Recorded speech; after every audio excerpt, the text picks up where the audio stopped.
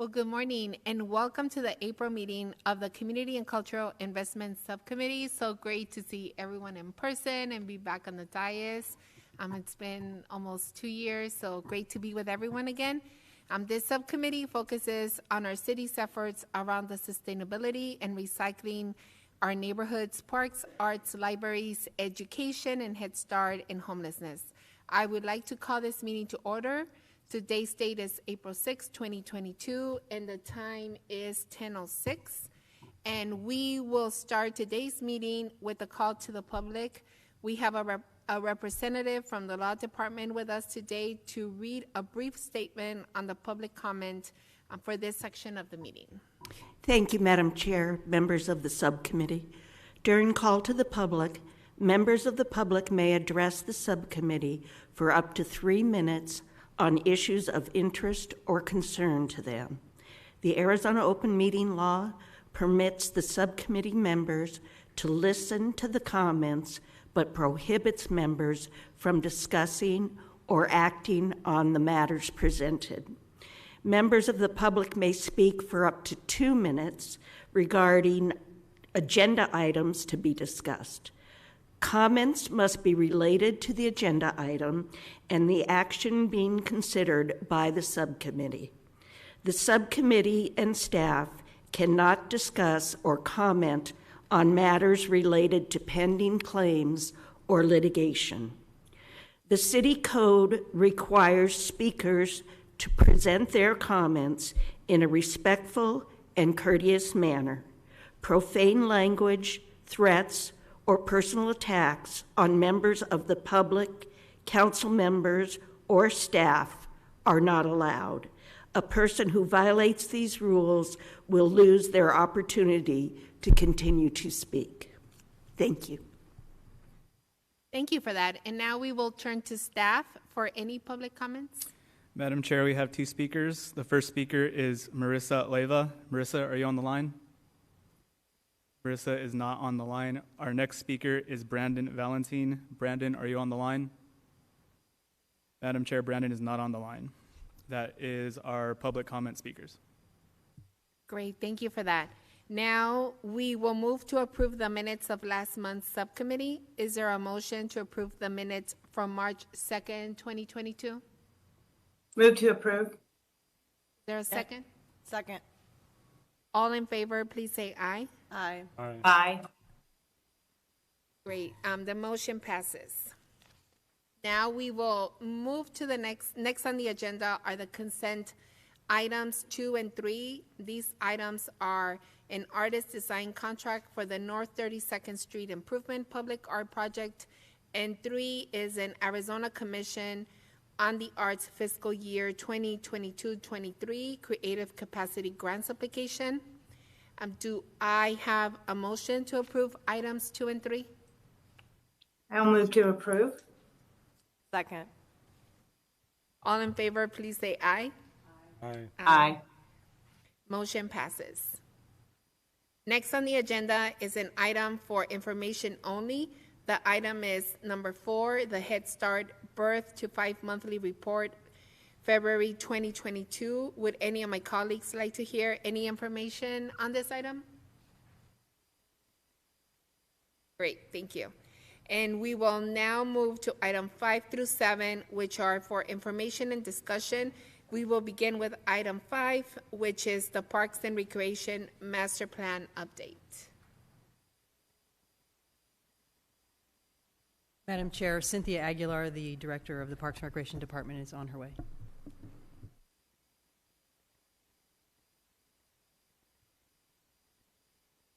Good morning, Madam Chair, members of the Parks Board. Member of the City Council Subcommittee. Our City Council members, we're just in person now.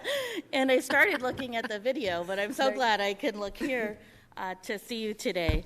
I'm here today at your request, coming back with an update on the Parks Department's efforts to pursue a system-wide Parks Master Plan. The last time, just as a refresher, that a comprehensive master plan was developed for the Parks Department was back in 1988. We certainly recognize that our communities have grown and changed quite a bit since then, and so we took more recent steps towards developing an updated system-wide Parks Master Plan last year. In November of last year, when we expressed our intent to proceed with launching a master plan to the Parks Board, both board members and community members voiced overwhelming support for the project and their desire to participate in the process. A successful master plan requires a tremendous amount of engagement with the community, and due to the ongoing COVID pandemic, planning efforts were later paused. When launched, the master plan will include several focus areas, but most importantly, it provides us with an opportunity to have meaningful engagement with the public throughout this entire process. Other key focus areas will include an evaluation and inventory of our existing programs in developed and undeveloped parks, prioritization of parkland already committed to the community, an assessment of community demographics and recreation trends to ensure we're delivering quality programs and services equitably across the city. And the plan will also allow us to evaluate and prioritize how we utilize our various funding sources, such as the Parks and Preserve Initiative funds, grants, impact fees, and general funds. Successful engagement will definitely be the key to our success. When I last presented during the January subcommittee meeting, you requested the need to see a diverse range of engagement methods used to help us reach as many people as possible across the city, including those who use our parks as well as those who may not currently. We have incorporated your feedback and will ensure our engagement process includes outreach to community stakeholders, neighborhood canvassing and events, include information in the city water bills, and also develop an online tool to provide accessible information to all residents. Other engagement methods will include in-person and virtual meetings, website presence, and of course, social media. Additionally, we are currently capturing parks-related information at the direction of City Council during the public's budget hearing process in April. So we are already capturing that information, and at the direction of City Council, we'll be tracking that. Any information received on park-related items will then be incorporated into the master plan process as well. And then outreach and engagement will be done in English and Spanish. In addition to community stakeholders, we will also collaborate closely with city stakeholders. This, of course, includes our Parks and Recreation Board and other Parks and Recreation Department committees, City Council, and multiple other city committees, such as the Electric Vehicle Ad Hoc Committee and Environmental Quality and Sustainability Commission, as well as City Village Planning Committees. We will also engage with other city departments to ensure our final plan supports and aligns well with other citywide plans and initiatives, such as Plan Phoenix and the Climate Action Plan. As promised, we've continued to monitor the COVID-19 transmission level to help us identify the best time to launch our master planning efforts. As you know, there has been a steady decline in the COVID-19 transmission level, is currently in the low category. So because of this, we plan to return to the Parks Board in May to provide them with an update and to finalize a timeline for the master plan process. Barring no changes in that transmission level or spread level, our plan would be to launch the master plan this year in the fall. And as the slide notes, the plan will be broken up into 3 phases: assessments and community engagement, the formulation of our goals, and then development and refinement of the master plan. And overall, the process is expected to take 18 months from start to completion. And that concludes my presentation. I'd be happy to answer any questions.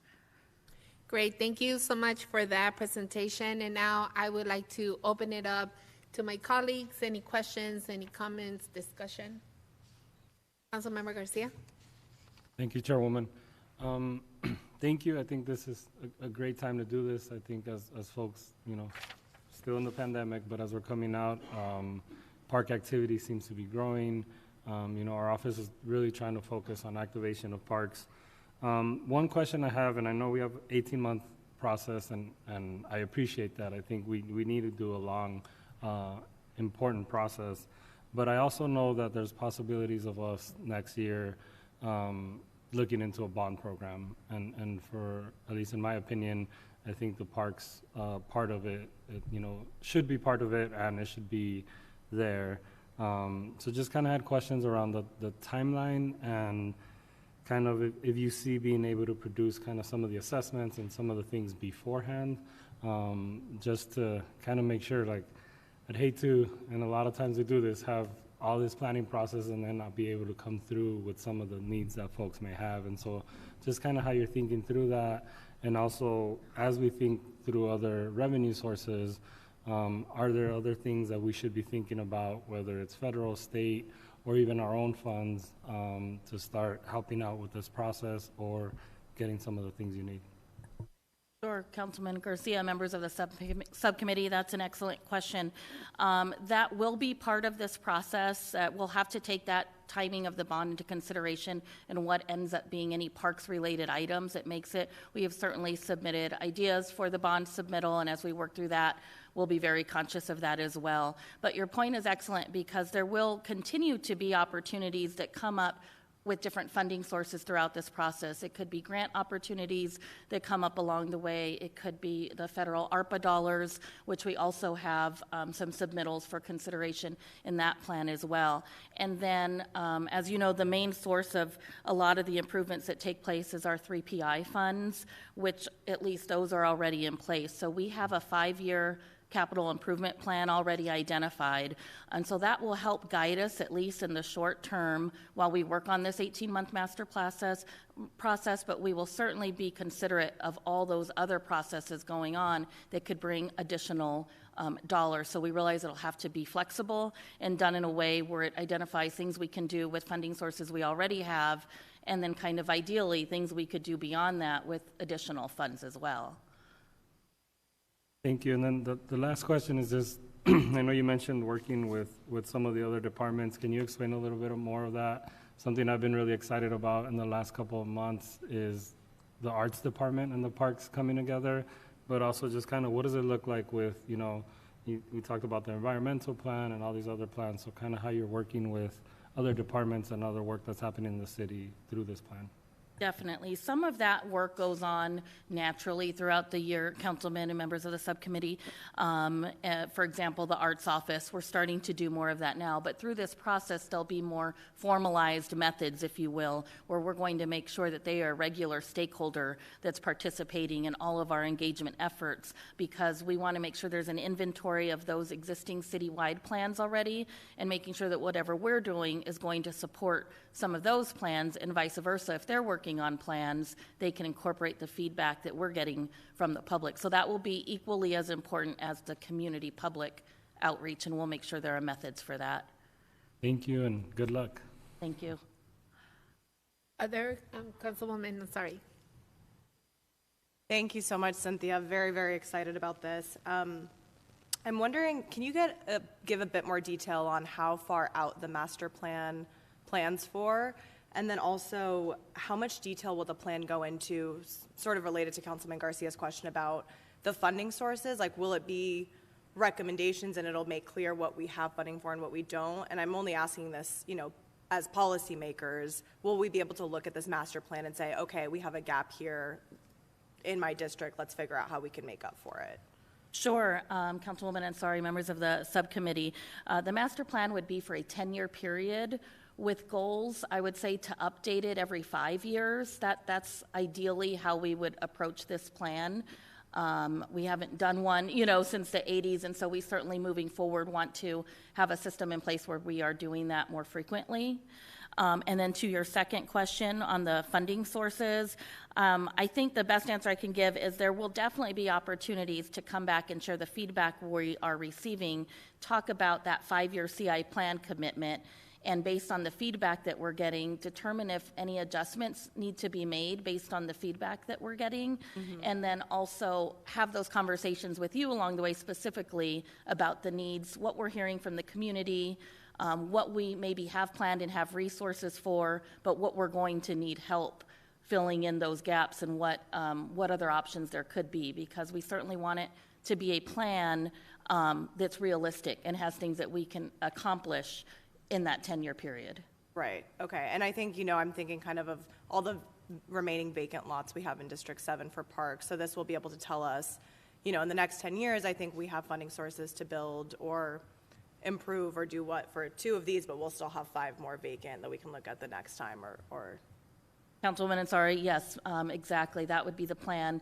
And there is a prioritization that's going to be given to commitments that have already been made. Okay. So that is a strong commitment in this process. If we have property that we own and there are commitments out there, we want to prioritize the importance of seeing those through. Okay, great. Thank you. Any other questions? Okay, well, thank you so much, Cynthia.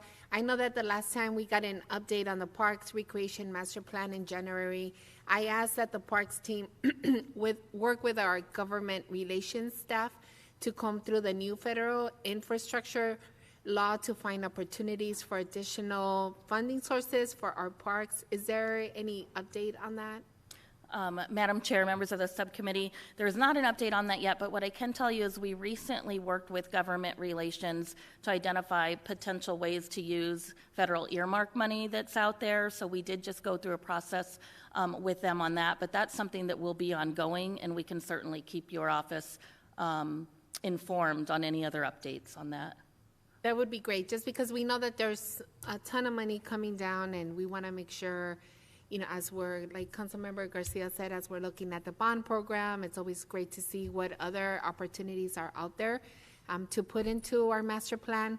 And then, as you know, I mean, you know this, I want to ensure it's a public process for our parks master plan, and it's accessible to our residents. Now that the numbers continue to decline, I would like to see some door-to-door to our constituents, you know, especially like in those communities where people don't really participate. There's still a lot of education that we're doing with constituents and letting them know all the resources that the city has to offer them. So if we're able to do some door-to-door, especially bilingual, I think that would be great, so that we can make sure as more people participate and the more that they feel engaged, the more they will do to keep our parks safe and keep them up and running. I think that would be something good that we would like to see as you're starting the process. And whatever my office can do to help, let me know. Thank you. Okay, so with that, we will now move to item 6. Thank you, Cynthia. An Aquatics hiring update. Sorry about that. Good afternoon again, Madam Chair, members of the subcommittee. Now we would like to provide you with an update on the Parks Department's 2022 aquatic season. When we last presented to the subcommittee on this topic in March, we discussed ongoing challenges with lifeguard recruitment efforts and talked a little bit about the challenges that we were experiencing. At the time, we were experiencing a 39% retention rate from the previous season, when we typically would see more or about a 50% retention rate. Also, participation in lifeguard certification courses was significantly lower than previous years, and we still needed more than 400 lifeguards to open all 29 of our pools. Thanks to your support, the Parks Department then announced that we are offering a $2,500 incentive pay. That was announced back on March 3rd, and within those first few weeks, we saw, I think this says 180, but we're now at more than 200 people since that was announced that signed up for certification classes. It's been fantastic. You know, people are hearing about it at least, and we're reaching people that maybe also may not have been interested before to learn more about what it takes to be a lifeguard. One challenge that we're facing with that is that we have had a high percentage of no-shows. And so in the last 3 certification classes, we've had close to 40% of a no-show rate. Factor that with a percent, maybe 10 to 12% also don't pass our certification courses. So that challenge is still there. And then we are also experiencing a shortage of swim lesson instructors and pool management staff. It's a little trickier to find pool managers than lifeguards in some regards, because pool managers have to have 2 to 3 years of experience as a certified lifeguard to even qualify to be a pool manager. So the number of pools is also that we can open is also dependent on how many pool managers are there to help us open those pools. Nonetheless, certification courses are continuing into April. We have continued to open classes because of that incentive pay. We did start to get wait lists, so that was a good thing. We opened up additional courses. The final number of lifeguards, naturally, and pool managers will determine the number of pools that we're able to open in 2022. Based on what we're seeing now, people that are completing courses or have committed to come back, we believe we can successfully open 14 pools, 14 of our 29. That's 2 more than last season. And again, factors in pool selection are pool attendance, which pools were open and closed last summer, and then obviously equitable coverage across the city. We want to make sure every community has a pool in, even if it may not have been as close to their home as it was in the past, somewhere reasonably close where they can get to this summer. And so with that, our pool season this year is Memorial Day weekend. May 28th is when we open the pools, and the typical season then ends July 31st. So pools are open every day except Fridays. They're open from noon to 6. We have swim lessons that go on during that time. Open swim also goes on naturally. And then we open a select number of pools for an extended season on weekends, August 6th through September 5th. And again, selecting those pools is dependent on how many individuals are available to continue working for us. A lot of the times, once school starts in August, they are now in after-school activities or sports and clubs, so we do start to lose staff. And then we would close those pools on Labor Day weekend. Yeah, that concludes my report. I'd be happy to answer any questions. Questions, comments? Madam Chair? Yes, Councilwoman Stark. Thank you. Cynthia, it looks like you guys have really been pretty aggressive in trying to recruit, and I commend you on that. Could you remind me what's the age limit for lifeguards? Yes, Councilwoman Stark, members of the subcommittee, 16 years of age is the minimum age to be a lifeguard. We do have a junior lifeguard program that takes younger than that, but 16 to be a lifeguard. So how have you interfaced with the high? Oh, I'm so sorry. I made a mistake. It's 15, Councilwoman Stark. Okay. How have you interfaced with the high schools? Maybe getting out and trying to encourage high school students that this might be a fun thing to do in the summer? I mean, have you done some of that outreach? Yes, Councilwoman Stark, members of the subcommittee, that's an important point. That's critical. It's really been where we get a lot of successful folks to be lifeguards. We especially work with high schools throughout the entire year to do recruitment. In the past, pre-COVID, it was in-person tabling at events. As we moved into the pandemic, it became a little bit more virtual methods, emailing information and things of that nature. And then we work closely with the high schools that have swim and dive teams to heavily market our opportunities to those students as well. Well, again, thanks for everything you're doing. My last question, though, is on the pay. Have you guys still looked at perhaps looking at the pay that might help get more? Because it sounds to me like we're getting there, but we're not there yet. And maybe if we had a little more incentive as far as financial incentives. Sure, Councilwoman Stark, members of the subcommittee, that is something we are looking at. For this season, we focused on the incentive pay, and when we did our math, if we calculate the base wage plus the incentive pay, it's coming out close to $21 an hour that the lifeguards will make this summer. And so moving beyond this season, the base hourly wage is certainly something that we plan to look at moving forward. Okay, thank you. Thank you, Madam Chair. Councilmember Garcia. Thank you, Madam Chair. So that's great for the lifeguards, but now we're seeing the pool managers. What's their pay look like, and have we looked at that? Sure. I'm going to guess, I think Councilman Garcia, members of the subcommittee, that pool manager pay is about 25, sorry. I am off, $18.75 an hour. There also, if you factor in, I was thinking of the fact that when you factor in the incentive pay, which they also get, that got them closer to that $25 an hour number for this season. So that's definitely more specialized, and it's a smaller number of folks that can do it. So I think maybe looking into that, maybe we can be more helpful there. The other question, I know we're obviously not going to be able to open all the pools. We had talked before about transportation and maybe taking folks from certain areas where their pool might be closed to other areas. Can you speak a little bit to that?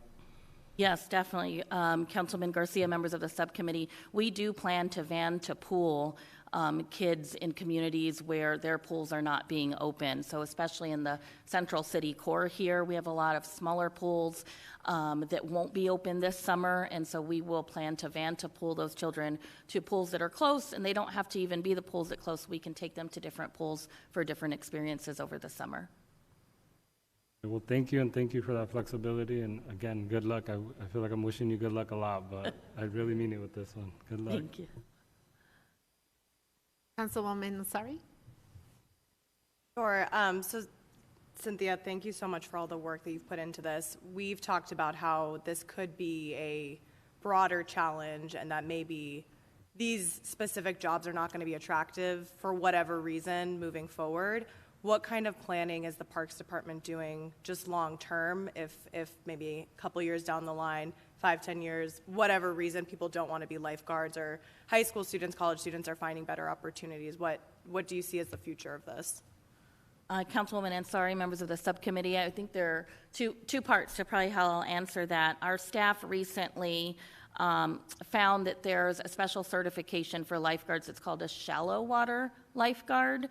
And so for those individuals, they wouldn't have the exact same responsibility of a traditional lifeguard being required to dive maybe 14 feet into the pool, and retrieve something from the bottom. And so that is something we're going to be exploring with the agency that does our certifications for lifeguards to see if that's a real possibility. That's certainly something that could help us attract more people that maybe aren't as comfortable in the water or aren't able to pass certain elements of the current lifeguard certification requirement. So that would be one thing that could help us keep building on that pool. But the second thing would be also the concept of looking at creating regional pools and creating destination type pools that can serve a broader area, and then looking at repurposing or reimagining some of those smaller pools. Could those be different types of aquatic amenities? Could they be a splash pad that is open maybe even longer than a pool? And so those are probably the two greatest things we will be embarking on. So you're saying splash pads for everyone? Is that what you're saying? Well, first I just, go ahead.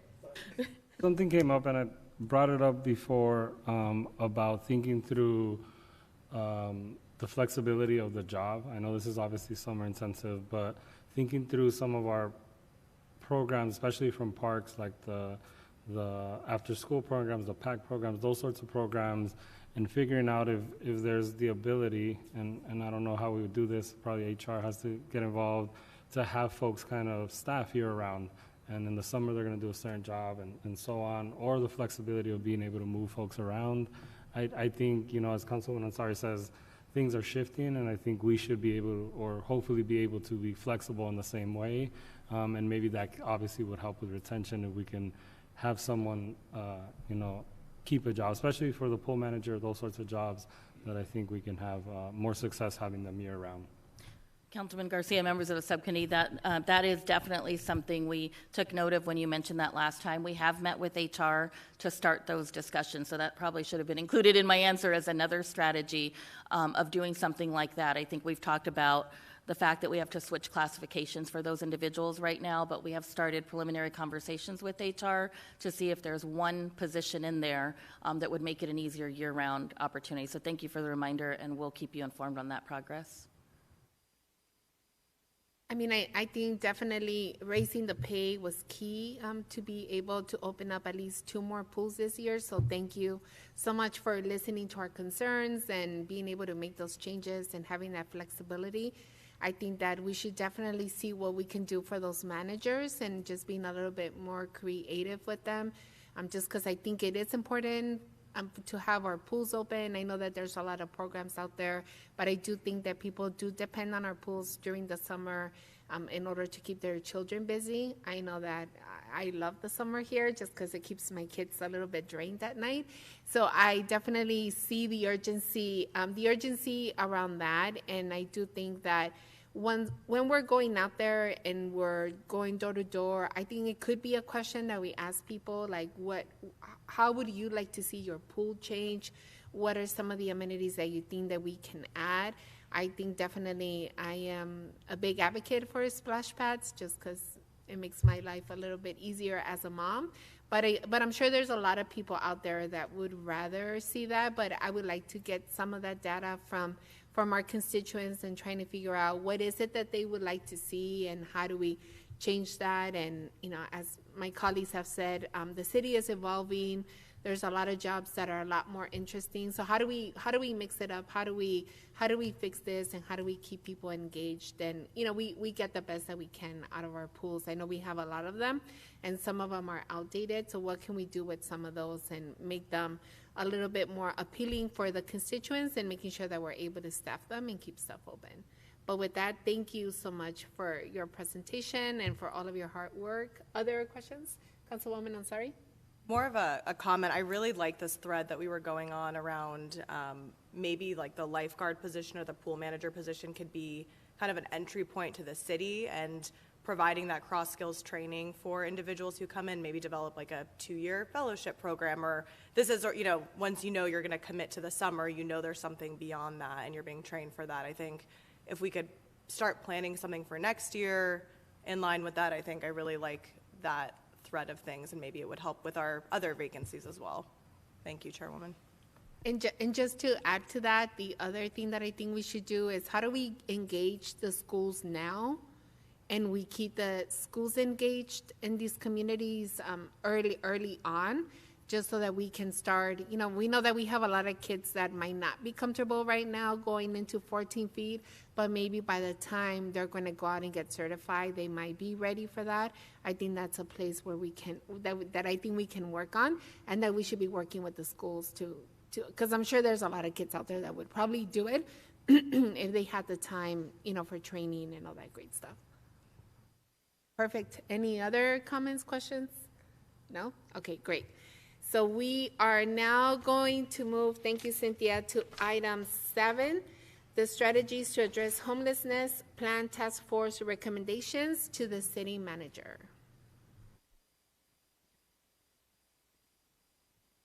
Madam Chair, as the group comes to assemble, Deputy City Manager Gina Montes will lead the conversation today.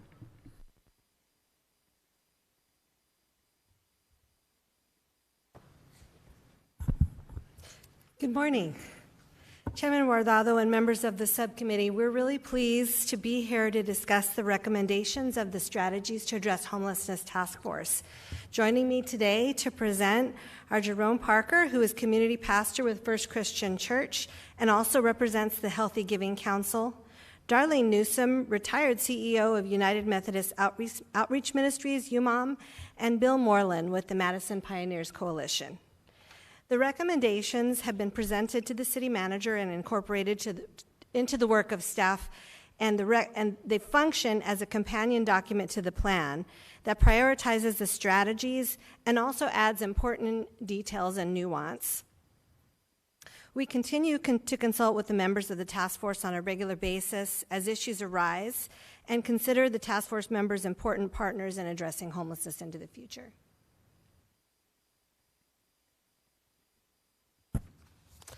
In June of 2020, the staff presented an initial draft of the strategies to address homelessness plan and received direction from the council to gather additional community input.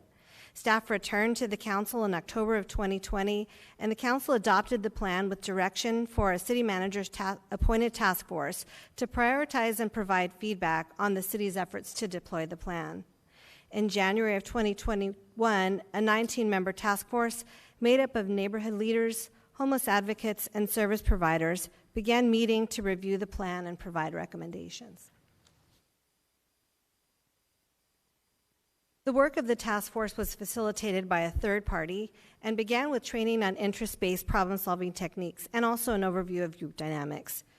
Members reviewed and discussed main sections of the plan and facilitated small group sessions. The task force worked through priority areas and formed smaller work groups for more detailed discussions as needed. And at the same time, the staff began implementation of the strategies while participating in the task force discussions. We will review the highlights of progress later in the presentation.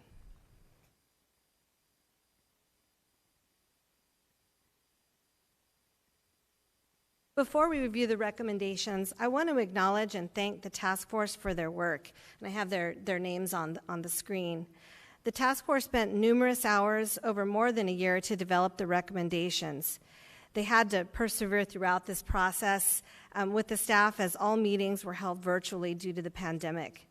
Many of the members participated in special work groups and dedicated additional time to research and draft supplemental documents. They had difficult discussions on very challenging issues, and they developed recommendations about which they agreed unanimously. I'd also like to acknowledge the facilitator, Eddie Jenna, an expert in interest-based problem solving and also a professor at Phoenix College. The recommendations focused on 4 priority areas: outreach and resources, shelters, housing, and neighborhoods. This presentation will include the highlights of the task force's work this past year. The full report of recommendations is available in your City Council packets and will be published on the city's website. Now I'd like to turn the presentation over to Jerome Parker to discuss the recommendations pertaining to outreach and resources and shelter strategies. Good morning, Madam Chair and members of the subcommittee. Thank you, Gina. As she mentioned, my name is Jerome Parker. I serve as a community pastor with First Christian Church, and I also lead the Healthy Giving Council. So I'm happy to be here. Hopefully you all are having a wonderful Wednesday so far. And if not, then perhaps it'll get better in the next few minutes. Engaging people in experiencing homelessness is a critical service and can be one of the most challenging to provide, as you well know. The task force agreed that city-funded outreach should provide every opportunity for clients to access appropriate services, and the task force focused discussions on providing more focused and individualized services to people experiencing homelessness while also utilizing best practices amongst service providers and better measuring success of city-funded outreach services. So as such, the evaluation of outreach services, we feel like that has to be done through metrics of success, and then implementing best practices across providers, making sure that we're not siloed and that the information is shared, and then targeting the most needy, I guess, for lack of a better term, areas of the city for targeted outreach. So not necessarily focusing so much on the I-17 corridor or Sunny Slope or downtown, but actually targeting some other hotspots in the city. We talked about coordinated criminal justice diversion, where if people are contacted by law enforcement after a certain amount of times, then they're introduced to a diversion program, and then transparency of outcomes with an outward-facing dashboard. Additionally, as it relates to outreach and resources, the task force recommends providing more support to the Healthy Giving Council for increased public education on healthy giving. And one of those things that we feel like will be helpful is intersection signs that would read something along the lines of give a hand up, not a hand out. This is part of the healthy giving message that informs people on better, more sustainable ways to give and to serve to those that are experiencing homelessness. We also discussed focused messaging for community groups. Before COVID, the Healthy Giving Council was invited to quite a few block watch meetings just to give that educational message and share what healthy giving is really all about. We also discussed financial support for the Healthy Giving Council, i.e. a paid intern, and support for the Healthy Giving website, givesmartaz.org. Additionally, while reviewing outreach and resource strategies, the task force recognized that people may be at different levels of service readiness. It can literally take 9 to 15 contacts from an outreach worker for that person that's living on the street to say, hey, you know what, I really do need these services. With this in mind, the task force agreed that the terminology service resistant doesn't encompass all individuals who may not be ready to accept services. So we worked to convene a group to discuss the issue, and the task force recommends utilizing a service readiness continuum to replace the term service resistant.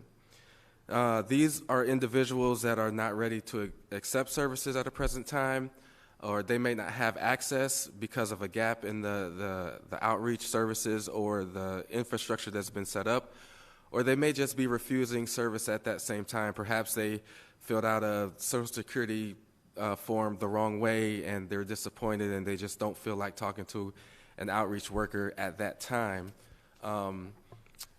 We want to be able to contact them multiple times so that when they are ready, they can get the services that they need. I'd now like to provide a summary of shelter recommendations from the task force. And in reviewing shelter strategies, the task force identified the development of additional shelter beds as one of the highest priorities, and we recommend that the city work to increase shelter beds in ways that serve the diverse needs of people experiencing homelessness. Now, I must say, the task force does robustly recognize and commends the city for all the work that has been done up until this point. And so in summation, the task force recommends the following: that the future shelters be trauma-informed and designed as a guidance to care, that we prioritize smaller specialized shelters that are spread equitably throughout the city, as I mentioned before, not so much in the normal hotspots, but that there be some equitability in various locations around the city. And then there's a sense of urgency that new shelter beds be created as quickly as possible. Additionally, the task force recommends the enhancing of existing storage programs to enable people to safely store their belongings, identifying city-owned land and other property, and then establishing a structured campground model of services. Now, a couple of these are what I would call two birds with one stone. So if we enhance the storage programs and if we establish structured campground model of services, then what we see is perhaps we eliminate an encampment.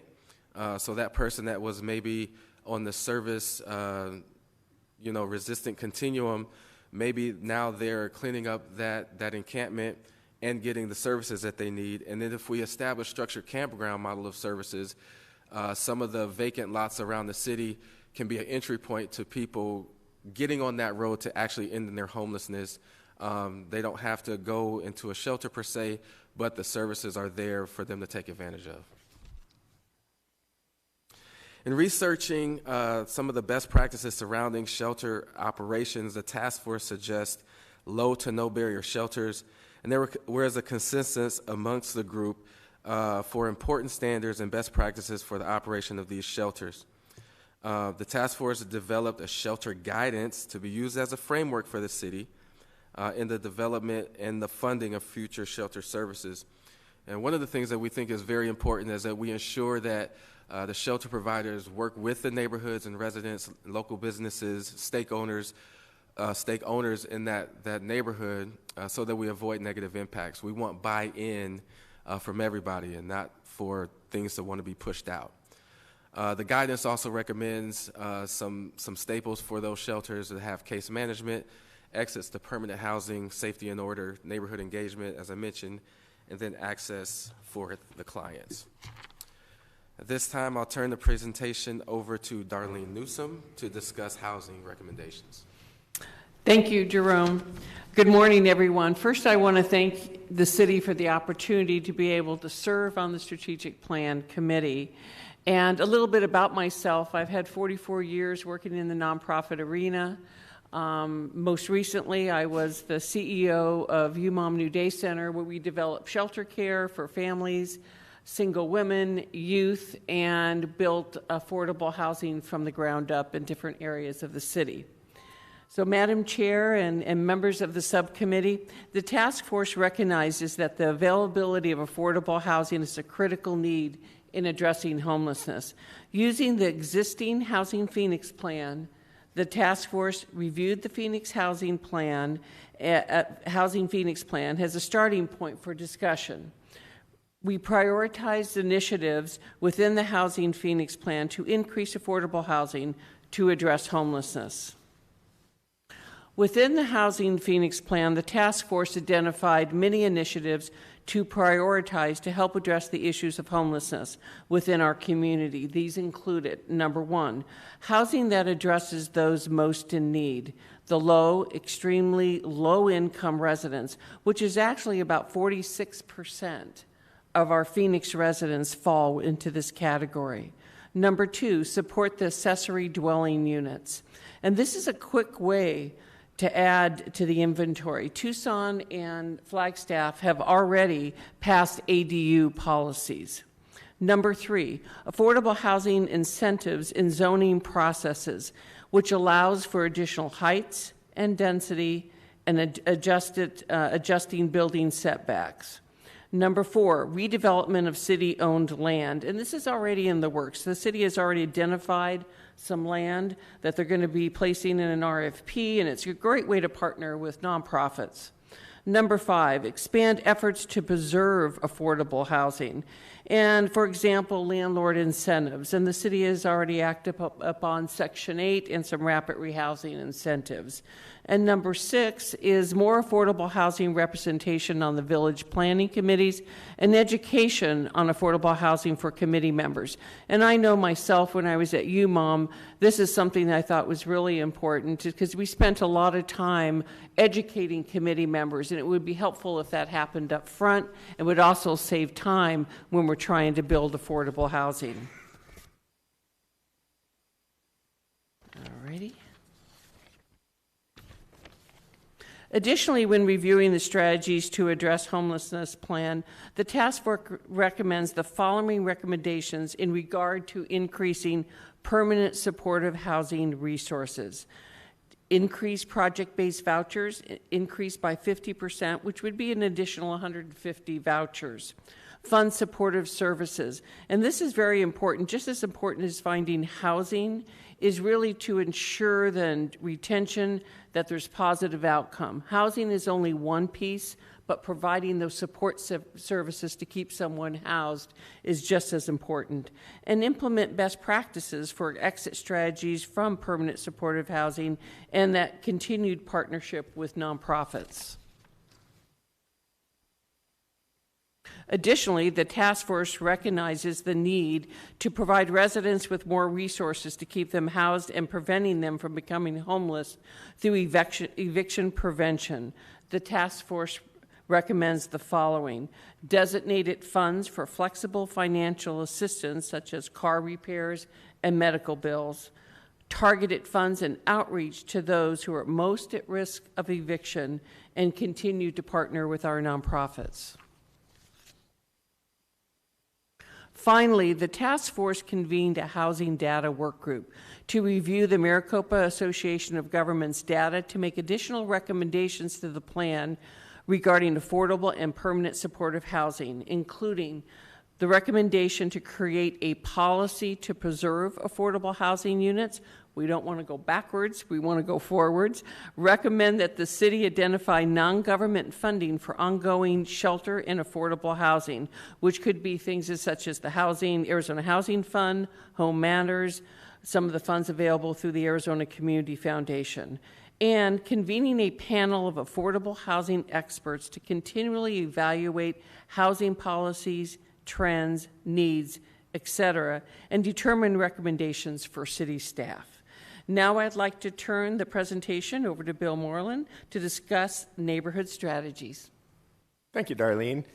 Thank you, Madam Chairwoman, and thank you, members of the subcommittee. So I really appreciate the opportunity to be here today to do this and the time that I got to spend on the task force. So Bill Moreland with the Madison Pioneers Coalition. I am also a business owner down in the neighborhood near the Human Services campus.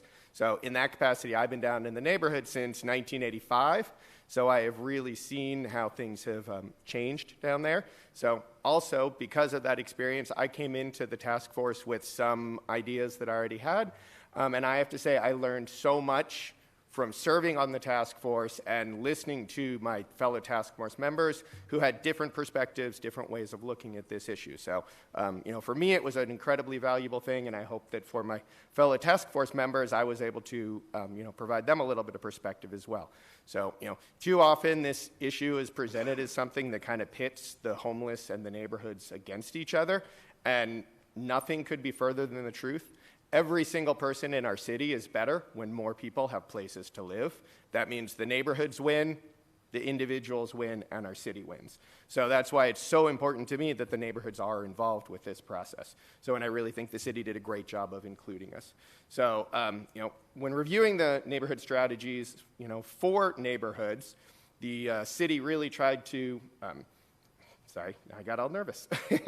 So they really focused the discussion on the needs for increased city and service provider engagement with the neighborhoods, surrounding shelters, surrounding services, and particularly in those neighborhoods that are most hard hit by this issue.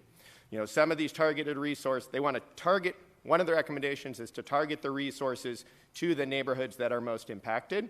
This will include neighborhood-specific outreach and service teams from a variety of different departments at the city that can address the issues, plans for the surrounding communities that include city and provider resources, ranging from additional cleanups, infrastructure improvements like lighting and trash cans, increased outreach, and in some cases, law enforcement.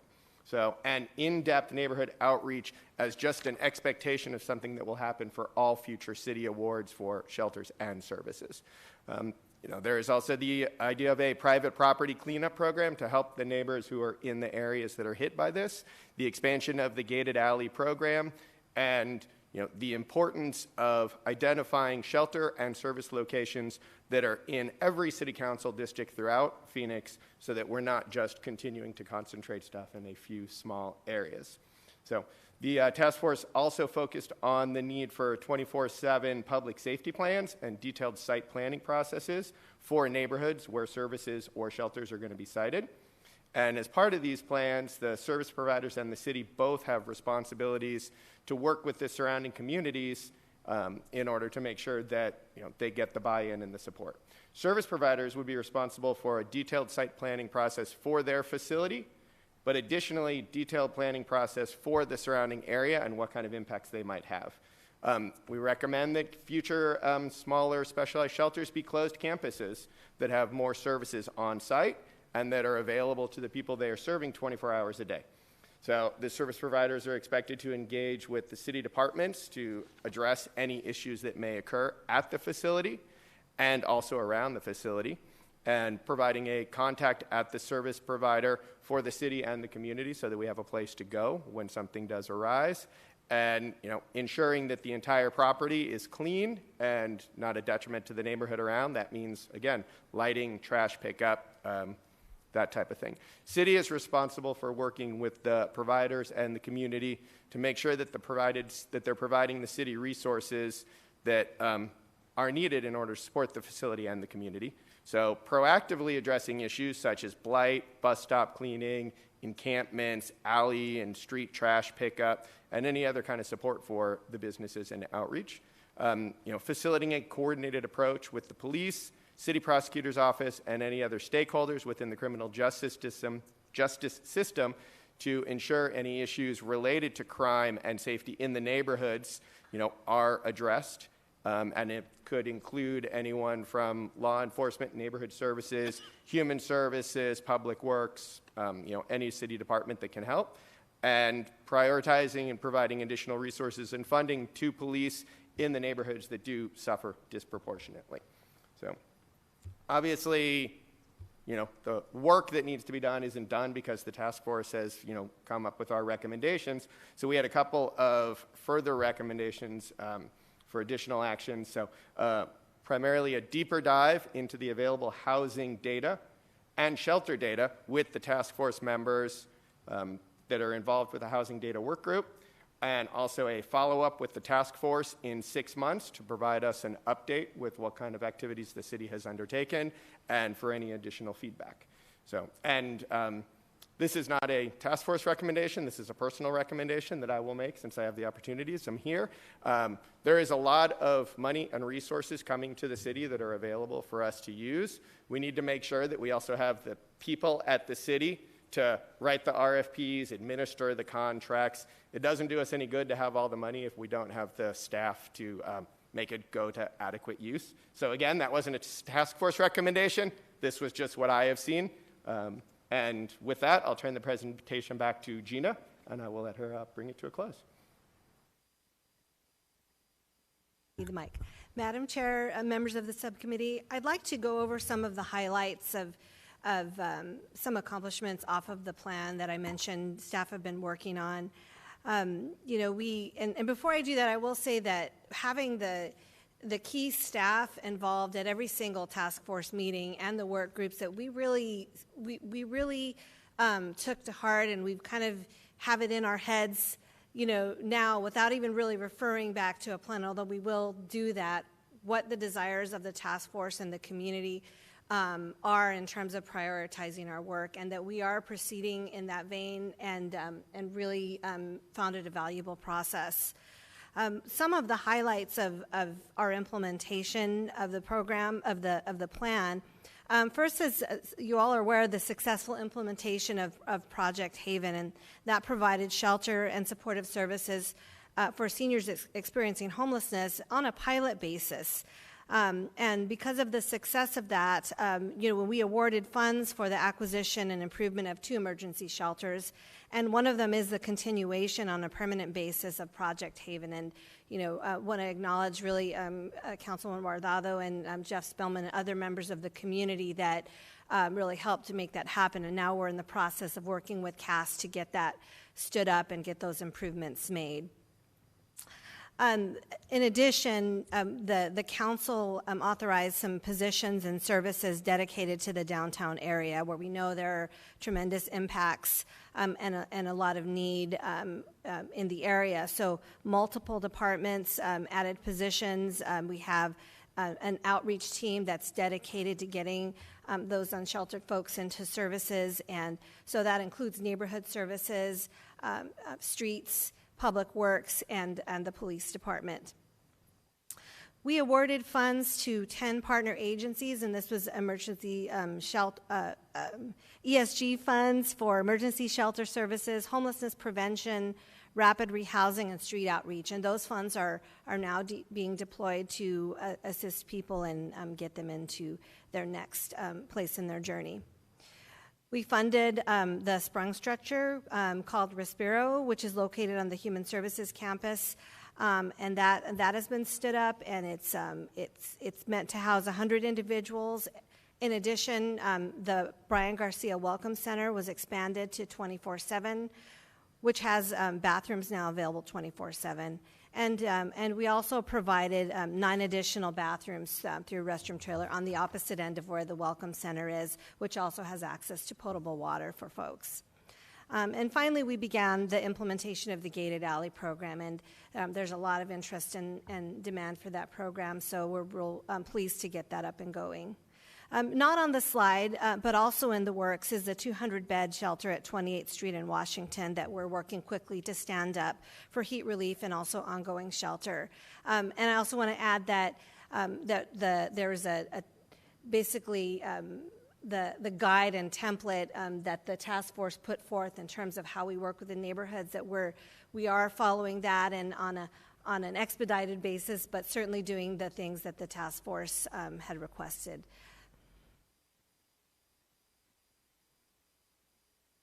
There are several themes and priorities I just want to highlight at a high level that came through in the discussions.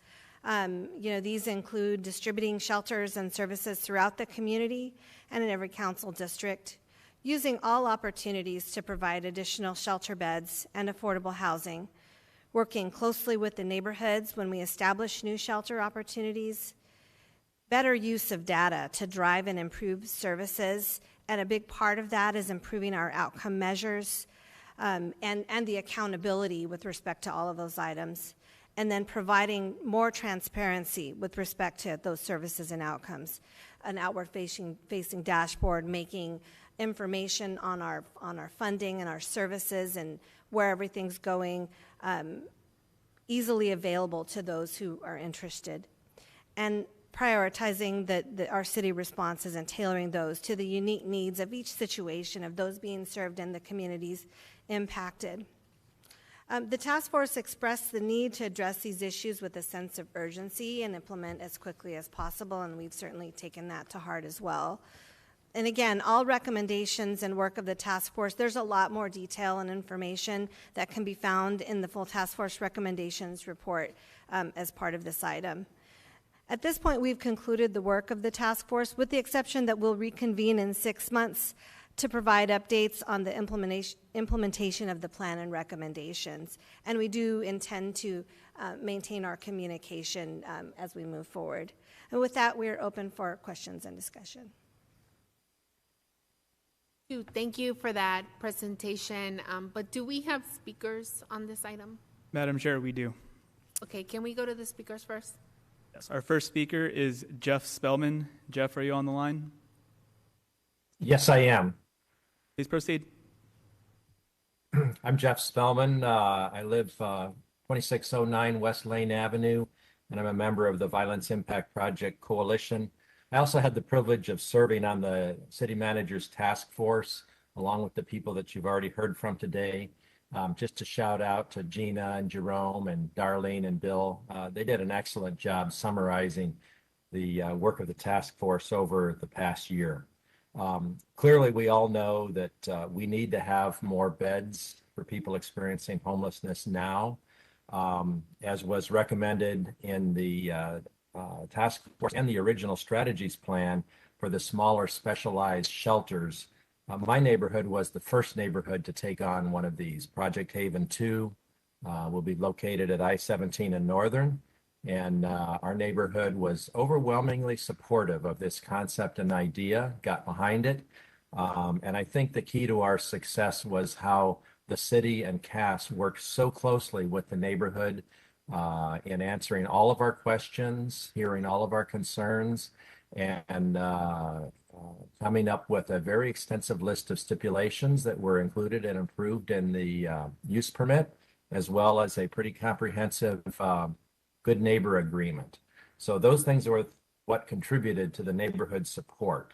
I love ideas like what's happening now at 28th Street in Washington. This is amazing that the city is going to take a facility in less than 2 months and get it up and running before the summer heat, and get people indoors and on a path to ending their homelessness. There's also ideas in the task force that you've heard about, like structured campgrounds. I think those are other ideas that can help us, quickly get these beds in place. That one's not a permanent solution, but in the near term, it will get people off the street quickly and engaged in programs. This was unanimous support of the task force. Everybody agreed on this, and I would urge our council members to listen carefully to the recommendations and work toward adopting policies that are consistent with the task force recommendations. So thank you very much. Thank you. Our next speaker is Craig Tripkin. Craig, are you on the line?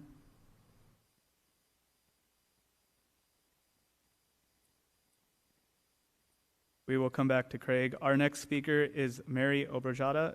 Mary, are you on the line? Mary is not on the line. Our next speaker is Nadine Aloria. Nadine, are you on the line? Yes, I'm here. Oh, okay, just popped up. Great. Yes, I'm here. Thank you, Madam Chair, and hello, committee members.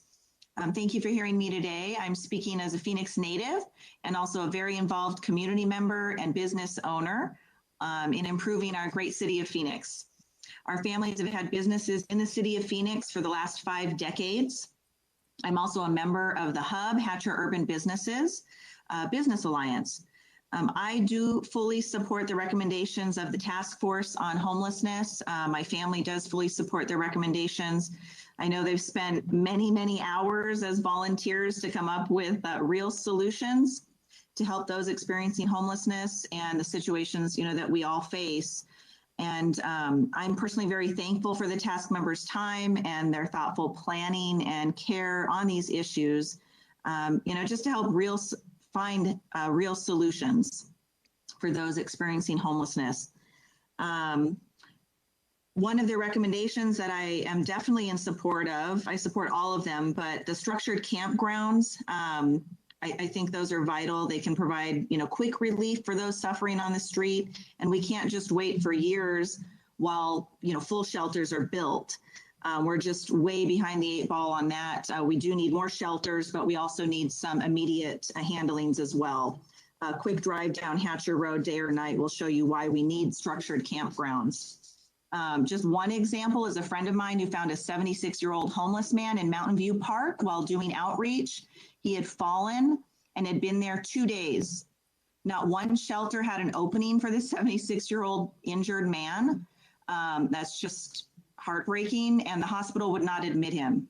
So my friend bought him a couple weeks in a hotel. We do need solutions like structured campgrounds to give some shelter and relief right now. We also most definitely need an effective diversion program. And please do support and adopt the recommendations of the task force. Thank you again so much for hearing me today. Thank you. We will go back to Craig Tripkin. Craig, are you on the line?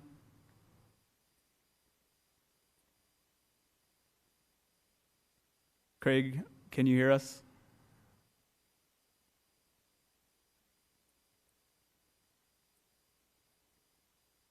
We will come back to Craig one more time. Our next speaker is Bastian Andruit. Bastian, are you on the line? Yes, can you hear me? Yes, please proceed. I'm sorry, can you hear me? Yes, please proceed. Perfect. Good morning, Sir Guardado and members of the subcommittee. My name is Bastian Andruet, and I'm a registered lobbyist with the City of Phoenix here to speak today on behalf of the Arizona Multi-Housing Association. The AMA appreciates the task force work in drawing attention to the severe shortage of housing in Phoenix and supports efforts by the city to increase the supply of housing through its Housing Phoenix plan and other initiatives. Rental housing remains one of the few affordable and attainable housing options for low-income and workforce populations in the city of Phoenix. Extreme shortages of supply resulting from years of underbuilding, recent labor shortages, and material scarcity across all sectors has culminated into the precipice upon which we stand today. Phoenix, as an attractive job market, has exceeded all expectations in attracting hundreds of thousands of new residents over the past decade. Unfortunately, the number of housing units available to those new residents has not been able to keep up, resulting in increased demand for a limited supply, raising rents, and decreasing housing accessibility. As such, the city is now faced with a multifaceted housing crisis which, if proper action is taken, may be addressed, and if left unprioritized, will have disastrous results. With council and staff now hyper-focused on addressing housing supply, the AMA would like to partner with the city on identifying creative and novel policies to rapidly increase the supply of housing as to alleviate the very real pressures on housing costs being experienced by residents citywide. As we look to solve the crisis in tandem with the city, the AMA would respectfully request be included in more conversations around increasing housing supply, and as such, we remain available to you as a resource and a partner in addressing housing affordability. Thank you. Our next speaker is Craig Tripkin. Craig, are you on the line?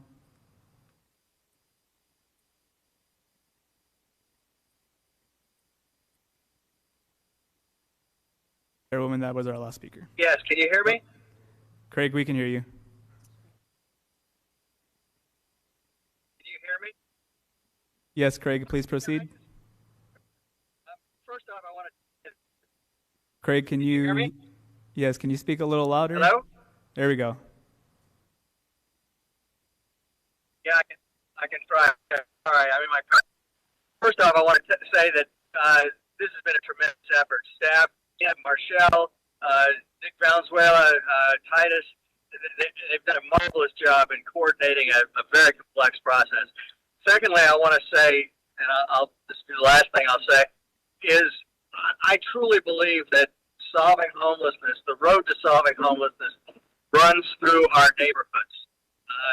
Neighborhoods are the ones who, homelessness is bad for the individual who's homeless. It's also bad for the neighborhoods that have to deal with some of the impacts of homelessness. Politically, we must start to show the needle, move the needle, and we must start to show to neighborhoods that we can move the needle with creative, effective, cutting-edge policies. And I I really strongly believe that we just cannot continue along the path we've been. We have to have a broad citywide support. Facilities need to be smaller, specialized, and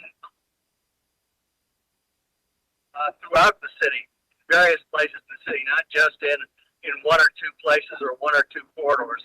We really need to get this to make this a citywide problem and address the problems of not just of the homeless people, but of the people who are impacted by this, which tend to be neighborhoods. And I just want to emphasize that point. Thank you for all you've done, and I'll look forward to the outcome. Thank you. Madam Chair, that was our last speaker on this item. Great, thank you for that. Well, I just want to thank you all for all of your time and giving us your time and on such an important subject here. It's something that we've been working on for a very long time, so thank you to all of our presenters today for all of your hard work. And I just wanted to start by saying when we passed the strategies to address homelessness, we wanted to ensure that our efforts were dynamic and responsive to the needs of our unhoused residents, service providers, and our neighborhoods.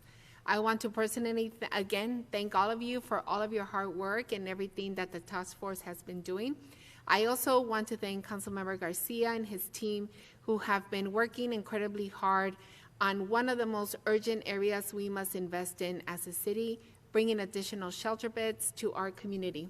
Having worked through the creation of Project Haven in my district, I know the importance of on-the-ground conversations, rolling up your sleeves, letting the neighbors know exactly what's happening, engaging the neighbors, and making sure that everyone understands what we're bringing to their backyard. And I know that Councilmember Garcia and his team are doing that right now as we speak. And I just wanted to highlight a few of the key takeaways that the task force brought forward that I think are extremely important. As a city, it is absolutely imperative that we use data to drive and improve services. We need to know how many people we are reaching out to, how many are accepting services, and how many are declining services. If people decline services to the best of our ability, we need to know why so we can adjust our models and get a more informed understanding of what does and does not work. We also need to improve outcome measures, and we need to ensure our services contracts include real metrics. We also need to ensure that their measurements are transparent. Residents have the right to see the progress being made, and they have the right to see where we are falling short. Finally, I just want to hit on the task force's recommendations around housing. They noted that only 10% of the 19,000 units of housing added in Phoenix are considered affordable, and asked that a panel of affordable housing experts be convened to evaluate current housing landscape to look at ways to improve both affordable and workforce housing development in Phoenix. I know that's not an easy task, and again, that's going to be another moment where we're going to have to go out and educate constituents on the importance of affordable housing. And as many people say, everyone wants us to address it, but there's a lot of people that say not in my backyard. So we need to make sure that we're able to educate folks on why that's incredibly important. And I hope this is something that we can bring to the full council to be able to approve. And then also just another question, and maybe I just missed this in the presentation.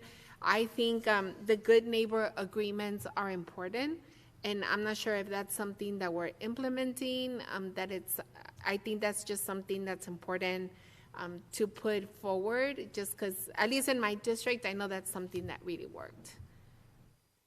Madam Chair, members of the subcommittee, yes, there's a lot of detail that we didn't cover. And so as part of the shelter guidance that the task force put together, we had a work group, and part of that is a good neighbor agreement. We didn't spell it out on the slide, but that is part of the 24/7 plan, and there's a whole host of items, and one of the items that was included is a good neighbor agreement as a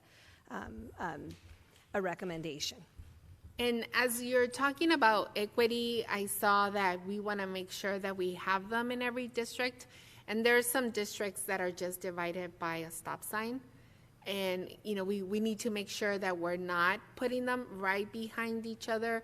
I would recommend that we add how many miles from each other should these shelters be, just to make sure that we avoid shelters. You know, sure, you can say you have one in District 5 and in District 4, but I don't know if it helps when you have them right behind each other, just because our districts do touch each other a lot. And I understand that there's you know, I mean, I know with Councilwoman Pastor, we share a lot of the issues on 27th Avenue. So I just want to make sure that we are spreading them all out and they're just not in one area. So if we can add that in, I think that'd be great. How many miles apart are they going to be? Madam Chair and members of the subcommittee, I think that is a good recommendation. We are challenged with where the zoning is, and so, you know, and what opportunities arise. So absolutely, we need to, as we look to future sites, that we make sure that we recognize where things already are and how it impacts the neighborhood. The recommendation of the task force didn't have any like distancing requirements, but that's something we can certainly look at as we look to future projects. Perfect. Okay, well, thanks again. Thank you so much. Councilmember Garcia. Thank you, Chairwoman. Thank you to the task force. I think the reflection of Bill of, you know, how folks sometimes go into those projects and you know, you get shifted. I don't think we understand the impacts that it has by putting all those folks in the room. So thank you all so much, especially with those of you who have lived experience on different sides of the issue. So definitely want to give you all a shout out for all your work. Also, I know had previous conversations as we're working on 28th Street with Ash Us, and wanted to shout out Ash for all the participation and work on this task force as well. I think, you know, thank you all for the recommendations. I think as we're working on parallel tracks, trying to, at a time where we have some of the pandemic relief funds to actually work on this, we kind of ran up ahead of you, but it sounded like we're thinking alike and also trying to apply some of the things y'all recommended. I think the good neighbor work and the work that Councilwoman Guardado and Jeff and others did on the Haven project are definitely kind of, we're starting to set each other with, how do I say it? Yeah, we're just kind of teaching each other as we go. And now as we're working on the 28th Street, we're able to look at the experience there to support us, and obviously counting on you all to move that forward. I do think there's, the complexity in this is how do we provide more services, provide more shelters, and also take care of the neighborhoods at the same time. You know, there's an article recently in the paper that said, you know, low-income neighborhoods are the ones taking the brunt of this. And that may be true, but we also know it's true that most people that aren't sheltered stay around the area that they were at. And a lot of these low-income neighborhoods, unfortunately, what we're also seeing in this last couple of years are not just a paycheck away, but sometimes a couple of days away from also ending up on the street. So I really also appreciate the focus and concentration on how do we make sure folks aren't joining other folks in the streets, and how do we do some prevention work. I was surprised and still dealing with kind of like the low to no barrier and structured campgrounds recommendations and how we can actually get them done. We had the county experience, but I'm really interested in figuring out how we do that better, especially with the relationship to neighborhoods, thinking that that's the worst thing that can happen to them. So again, complex conversations, but I'm excited for that recommendation and then figuring out how we can do it. Adding to housing, I think we have our affordable housing plan, but I do think kind of bumping it up or getting going. I love the ADU recommendation. I know we've had some conversations and did some shifts recently to garage use and other things, but revisiting the ADU conversation, I think it's important for us. Obviously, increasing vouchers is great, but I think one thing that we've noticed or heard of recently is discrimination when it comes to vouchers. So I think maybe also as a city figuring out how we make sure that folks with vouchers aren't discriminated on and are welcomed in different parts of the city. I think going through what we're going on 28th Street and Washington, or trying to get this project going, a lot of this hits home, and it's helping us out in being able to push this forward.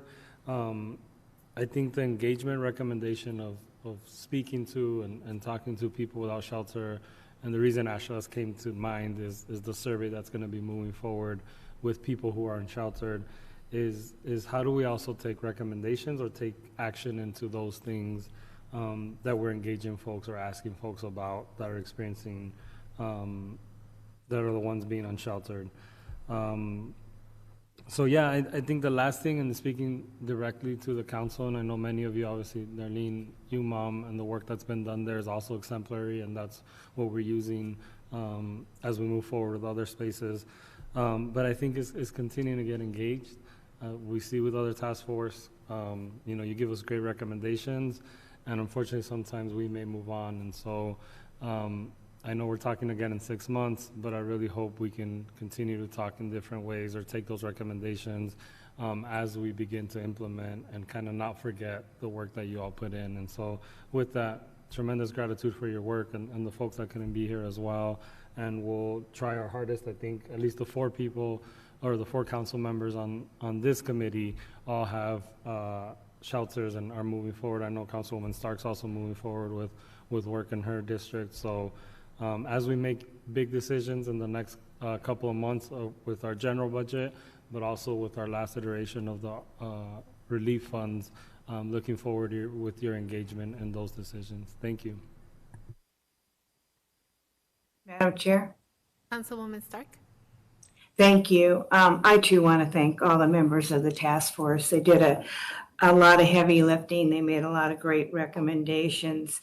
And I do like the idea of bringing some affordable housing experts together to have a greater dialogue. And I agree with you, Darlene. We need to try to recruit people for our villages that have some background in affordable housing. We happen to be lucky that we have a planning commissioner, Joe McCabe, that does have affordable housing background.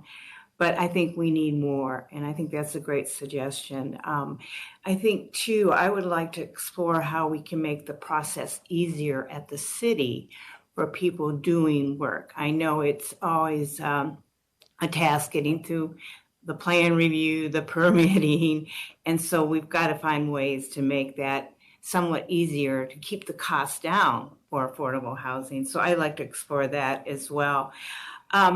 And I, too, am working on a location on Bell Road, and it has really been with a nonprofit. So we really haven't turned to the city, but we might need some additional funding. So I'd like to see if there's like a bucket of money we could establish to help supplement some of the things these nonprofits are doing. I certainly think that would be valuable to look at as well. I do have a question on structured campgrounds. Do you guys have an example of where a location might be or what it might look like? Or is it still kind of relatively new and you're still exploring? Madam Chair, Councilwoman Stark, there are examples in other states of structured campgrounds, and there's been some research. We have a neighborhood group that has spent a lot of time coming up with a potential proposal as to how it might look. I think Councilman Garcia kind of hit the nail on the head in that identifying a site for it and where that might go and kind of getting it up and going is probably the biggest issue among many of getting one going. I think from staff perspective, if any kind of structured campground had a sprung structure or some kind of some air conditioning, because again, it's still hot, and so from the staff perspective, just making sure that as those opportunities come, that we're looking at any and all options, and so I think that is a good opportunity. But if we did one, I would recommend that we have some kind of sprung structure so that there is indoor air conditioning and that we definitely look at what is being done in other states. How can we build and improve on some of those models? And it's one option among, again, shelters, and indoors is a high priority as well. Great. Well, I appreciate that, and I would like to explore that. I agree with Councilman Garcia. It's just trying to figure out how that's going to look and feel, and work with any surrounding neighborhoods. Should we pursue that type of campground? I also want to thank Jerome. I consider him a friend, and I really appreciate everything he does with the Healthy Giving program. And I think we need to continue to educate people when it comes to healthy giving. I know you've done a terrific job of going to block watches and to neighborhood associations, but if there's any way we can help you, I like the idea of trying to find some helps, whether it's called an intern or whatever we want to call it, that can help assist you, because I know I have been at a lot of meetings with you, Jerome. I don't know how you do it. You've got such great energy, and I really do appreciate it. And I also agree that we need to share the wealth throughout the city. Clearly, people that are experiencing homelessness, although they may not have an actual home, they may still feel like a part of the city is their home, and they want to stay in that area. And we need to make people feel comfortable and give them the help that they need. And so I thought that was a great recommendation, to look at the entire city and see how we can find good locations to help with the issue of people experiencing homelessness. I also hope that we continue to partner with the county. The recommendation of available city properties, I know there's available county properties within the city that we too might be able to use as well. And so because it's a huge issue for the county, I hope we continue to work with them on those issues. So thank you again. Great recommendations. I really appreciate everything you guys have done. I like the idea of reconvening in 6 months, but I also agree with Councilman Garcia. The work needs to keep going now. So thank you. Thank you so much. Great. Thank you. Councilwoman Ansari? Thank you, Chairwoman. I will join my colleagues in saying thank you so much to all of the task force members, obviously the ones sitting here, Bill, Darlene, Jerome, you all, and just looking at the list of people that were part of this task force, such a diverse group, and the fact that all 19 of you were able to come together and work for over a year on all of these recommendations and actually unanimously vote on this, I think that just shows, to Bill's point, of how far everyone has come in terms of, opening up their minds and being open to new ideas and solutions. So thank you for the work that you do. You have given us such an incredible roadmap now to actually work off of.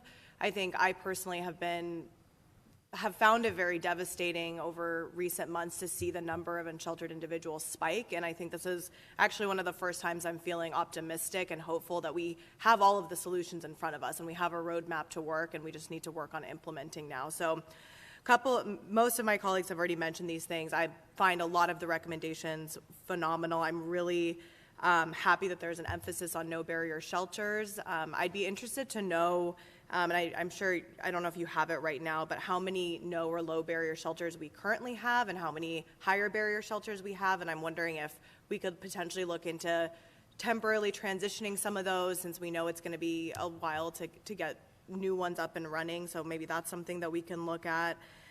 Also happy to see more recommendations around the storage program. I know the one at the Human Services campus has filled up immediately and has been incredibly successful. Gina, I don't know if where we're at with expanding that program, but it seems like, we already have that model. We know it works. So that's something that we can expand quite quickly. Also happy to see this term change around people who are service resistant. I think nothing makes me more uncomfortable than being in conversations where people are just, the perception is that, there are some people that will never accept help, and I still refuse to believe that. I think that there's a lot more that we can do, and I've seen research that shows sometimes it takes 10 touch points with somebody to actually to show them that we're here to help and not be threatening. So I'm glad to see that, and I hope that we can continue to emphasize services there. On structured campgrounds, I do want to emphasize my support for it. I have met with the neighborhood group who has been actively working on it. I'll give Bill a special shout out. I think like Councilwoman Stark said about Jerome, I see Bill all the time. He's incredibly active and always working on solutions.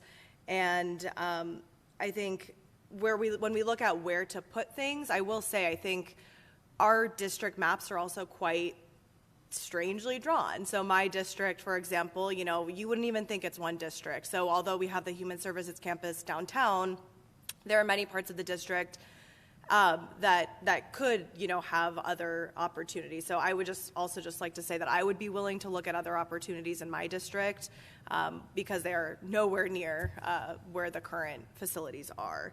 So I think looking at structured campgrounds would be great, as well as the low barrier. When it comes to the housing piece, I support all of that. I think I really appreciated some of the tangible recommendations of things that us council members can do without much of a lift, which is like appointing an affordable housing expert to a village planning committee. So thank you for that. I will be looking at that. I have a couple more appointments to make soon, so that's really helpful. And then I think the only question I did want to ask is around the budget. So obviously budget season is happening right now. We've seen a lot of these recommendations on the budget, which is great. Are there any other, and if the committee members are here to answer questions, I'm wondering from them, and I don't know if you've had a chance to look at the trial budget in depth, but are there any other top of mind needs, whether from the program needs or the staff side, that you think might be missing from the budget or that we could look into from the American Rescue Plan dollars? And if you don't have the answer now, that's okay too. I just think this is the time to engage on this and when we're talking about funding. So I'd love to hear your advocacy on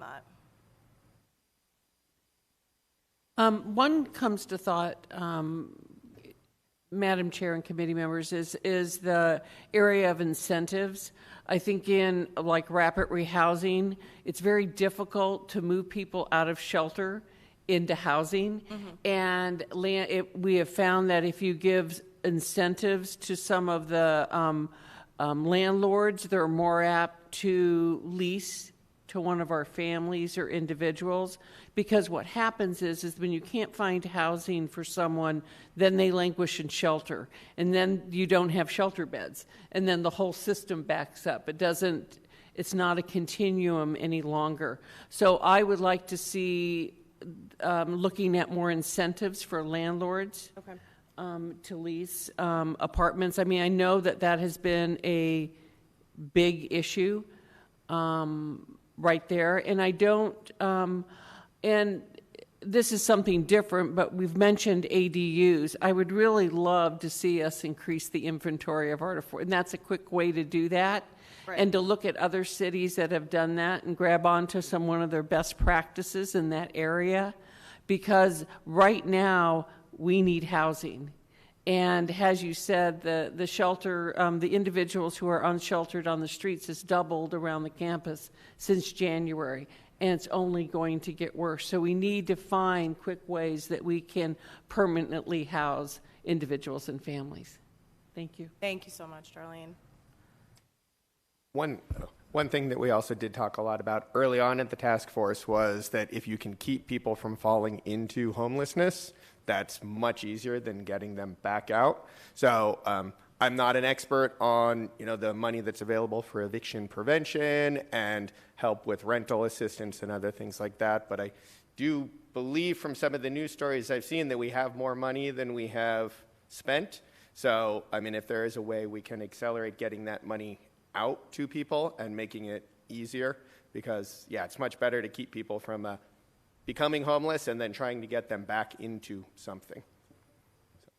Thank you. Yeah, I think those are all both really good points. And we actually talk about the landlord incentives in the Economic Development Subcommittee that I also serve on. So it would be interesting to look at those numbers and see what we could potentially do there. But thank you. That's it for me. Just congratulations, and please know that my team and I, like the others, are all here to work with you, and we're really excited and eager to implement these recommendations, and appreciate all of your hard work. And of course, Gina and Scott and Titus and Spencer, everyone, from the city side as well. I'm glad that it's been a good experience for you all working with the City of Phoenix. Thank you, Chairwoman. Thank you. So I think with that, thank you again so much for your presentation and for all of your hard work. And now we will now move to item 8, where we will hear a recommendation to add a public health advisor position to the city manager's office.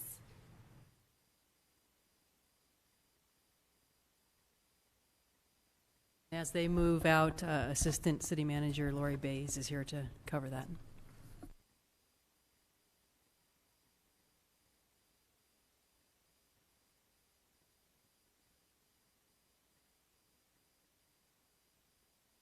Good morning, Madam Chair, members of the subcommittee. Thank you for having me today. I'm going to discuss with you a potential public health advisor role for the City of Phoenix. Oops, I need my clicker. So to provide a little bit of background that you know well, since early 2020, we have been managing through the COVID-19 pandemic, and a local emergency was declared by the City Council back on March 20th of 2020. We were then in the unfamiliar position of making policy decisions related to public health matters. And we relied heavily on the guidance of the CDC, as well as the state and county health departments. And we also hired a public health consultant to help city management and council make informed decisions.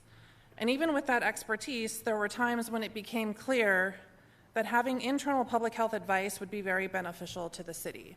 And that's what brings me here today. To provide a little more background on why this is so important, I'd like to revisit some of the public health efforts that we undertook during the pandemic. Phoenix was the first Arizona municipal organization to provide COVID-19 mobile testing and vaccination vans to underserved communities. 2 vans operate at locations across the city, including parks, community centers, schools, grocery stores, libraries, and churches. And Public Works has overseen the operation of these mobile vans.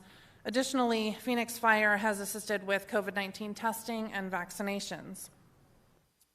Early in the pandemic, the decision was made to close many facilities and then later to have limited participation in city events and programs for community member and staff safety. And we have had visits to City Hall and other facilities by appointment only. We have held most meetings, including council meetings, virtually. And internally, our public health efforts have really focused on employee safety. Employee safety was of critical importance as well as the safety of residents when they have been in our facilities. We have at times recommended and even required face coverings per the CDC guidance. We have implemented telework where possible, and at one point in the pandemic, we had approximately 30% of our workforce teleworking. We installed plexiglass, instituted physical distancing requirements, promoted hand washing and sanitizing, adjusted our leave policies to ensure employees could stay home when they or a household member was sick, and we highly encouraged and incentivized employee testing and vaccination. And as we did this, we made many of these decisions or recommendations to the council with the assistance of our public health consultants who provided us with the technical advice and guidance to help make those decisions. Again, leading us to realize that internal public health expertise would be of great benefit to the city.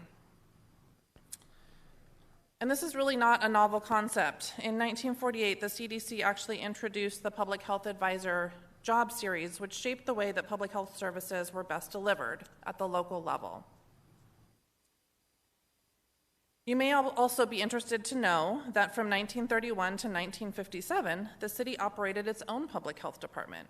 Then, in 1957, the city entered into an agreement with Maricopa County to establish a single countywide health department. And in 2000, the Arizona State Legislature established county health departments as the local health boards, providing counties with the authority for providing public health services. That being said, the state law allows the city to provide services to its residents beyond the county's basic level of service and to provide services that prevent disease, prolong life, and promote good health. And so our intent is not to duplicate the efforts of the county, but to create a role that will be a coordinator of resources and an internal point of expertise and guidance. This will be a similar role to the role that we play with school districts, where we partner with them. We don't try and do the work that they're doing, but we also try and build those relationships and make sure our residents are getting the resources that they need. So what we are proposing is to create a public health advisor position using the job classification of assistant to the city manager. And this individual would provide advice and assistance to city leadership on public health needs. They would work with designated departments toward established public health objectives, and they would implement approved public health programs. They will also brief the city manager on matters of concern and present program proposals for submission to the city council. They will serve as a liaison to the public health community, including our partners at county and state health departments. And they will identify public health resources and match those resources with the city's needs to achieve the city's goals and objectives in public health and improve the overall well-being of our community. So who would we be looking for in this position? We would expect the ideal candidate to have at least 5 years of experience in public health program management. We would also expect them to have a master's degree, preferably in public health, but could be in public administration or business administration. And it would also be ideal for the person to have clinical public health expertise. The potential areas that this individual could focus on would all be around coordination of resources. Again, we would not be providing direct services per se, but augmenting the work of the county and the state, and again, making sure that those resources are equitably distributed across our city. So some of those things could be around infectious disease. We've had a lot of experience with that with COVID-19, but there are other infectious diseases that could impact our city. Drug addiction is a public health concern that we know impacts our city, as well as chronic disease like heart disease or diabetes, and access to healthy food. They would also be able to provide subject matter insight and education on the public health policies, programs, or services provided by the county or the state. Additional things for the council to consider is that the mayor and council may create and appoint a public health commission.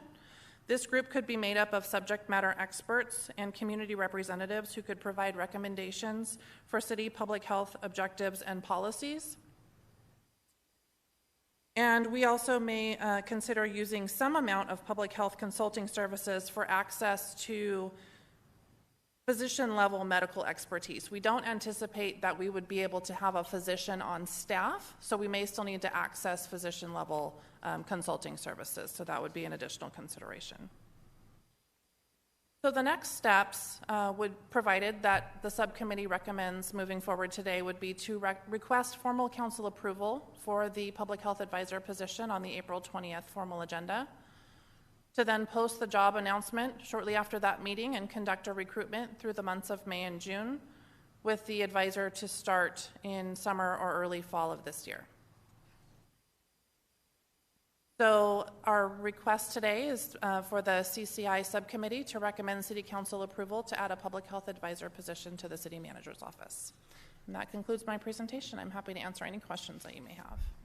Thank you so much, Lori. So overdue. I'll keep my comments till the end. Who wants to go first? Councilwoman Ansari. Thank you. Very excited about this as well. I'm wondering, Lori, if you could tell us, do you know with this added position how we will compare to other major U.S. cities in terms of having public health expertise in-house? Yeah, that's a great question. So there are different public health models across the country. There are some large cities that do have their own public health departments. Our state law does not allow for that for cities in Arizona. However, there are multiple cities that do have their own health departments that provide basically the same services that a county health department would provide in Arizona.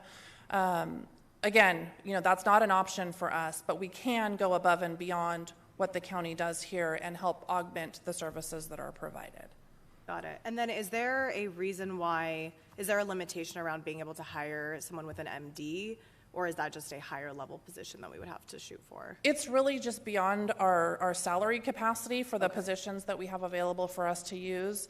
There would be an option for the council to create a higher level position that could be then used for, with the goal of hiring an MD or a PhD level that would be probably someone who would demand a higher salary. Got it. Okay, but it's not out of the question for the future. No, it's not. Okay. Okay, great. I mean, I think this is fantastic. I was not here during the outset of COVID, but I can only imagine how crazy it was for those who were to be able to make data-driven and science-driven decisions around health without somebody. So this is wonderful. I do hope that I hope when we're hiring the person, I think the public administration expertise is actually useful in the sense that we have so many health-related issues in our city, whether it's air quality and air pollution and how that impacts health, to obesity and cancer and otherwise. So I'm excited about that, and I hope that this is just the beginning of the City of Phoenix, hopefully looking into creating an actual Office of Public Health in the future. So excited to support this. Councilmember Garcia. Thank you, Chairwoman. Yes, it was a little hectic to try to make some of these decisions, or there was a lot of pressure on us, especially when the county and the federal folks and there's so much disagreement. So I'm really excited to have someone that's going to be part of our team and do all those things. And I think it's actually, the fact that we're not allowed to provide some of those services allows us the space to play that role of convener, of making connections, of bringing resources together. And I think specifically for District 8, having the biomedical campus and having all those resources there, just really helping us tap into what's already in our community, including some of our community organizations and people already doing this work that I think propping them up, and then being able to evaluate the rest of our departments. I think understanding social determinants of health and coming from the district I represent, which I think I've said this before, south of the I-17, life expectancy is 10 to 14 years less. And so I do think there's a lot more that we can do beyond the direct service, that this position is going to help us understand, whether it's, parks, whatever it is, other work that we're doing, making sure that we're thinking of public health alongside with, equity and the other moves that we've made. So really excited for this. I think obviously in support of this, I think one of the important things, especially after our previous conversation, is really having those community experts and those folks that understand the work and understand the needs to sit alongside of it. I think in the future would love to see how we, especially as we see the gaps that are needed or that this position is going to be able to fill, to be able to accompany them with a task force, a commission or some sort that can also bring resources to this position and obviously make sure that we're being attentive to what the community is putting out there. So I don't know if we need to do a motion, but do we? We do. Okay. Motion to approve or move this forward? Second. So with all in favor? Aye. So just my comments on this, Lori, I think it's long overdue. I think some of us were 6 months on the job and we were making, decisions that I think would have been a lot easier if we would have had an office in place or someone in place to help guide us. I think it would have avoided a lot of headaches as we were trying to get through the pandemic.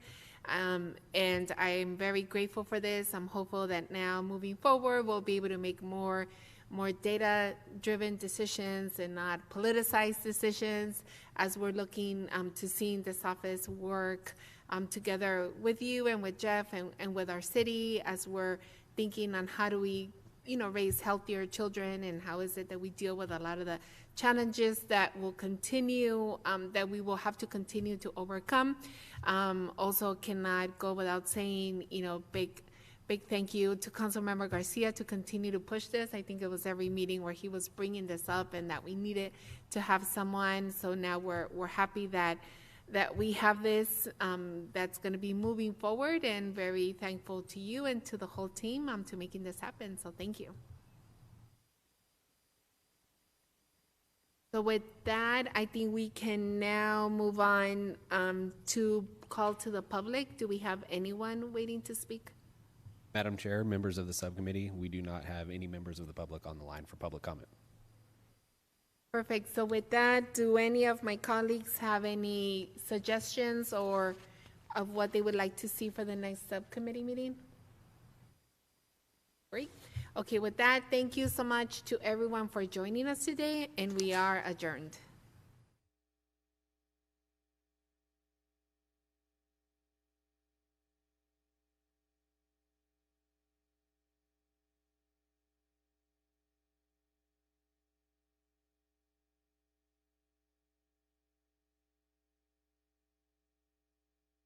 Class for anybody that wants to take it. Many of these sites, I've had several of the guys come and take the class, and they learn more. The more they know, they're more valuable to their employer, but they make less mistakes. They know me from class. They know me from a different place, and they also know I'm pretty well informed. So I'm not gonna, make a call on my opinion or something. They know, because we've been through the code book. They understand what. They know what I know that they know that I know. As an average person, that you should take away that we do care, the City of Phoenix, our planning and development staff and supervisors, the management team, do care about the service that we provide, and that we do know that it's so important to have safe buildings out there for all of our citizens, whether it's for business, commercial, or residential. Planning and development staff are dedicated to the safe growth of the city. If you have any questions, you can contact us at Phoenix.gov/PDD.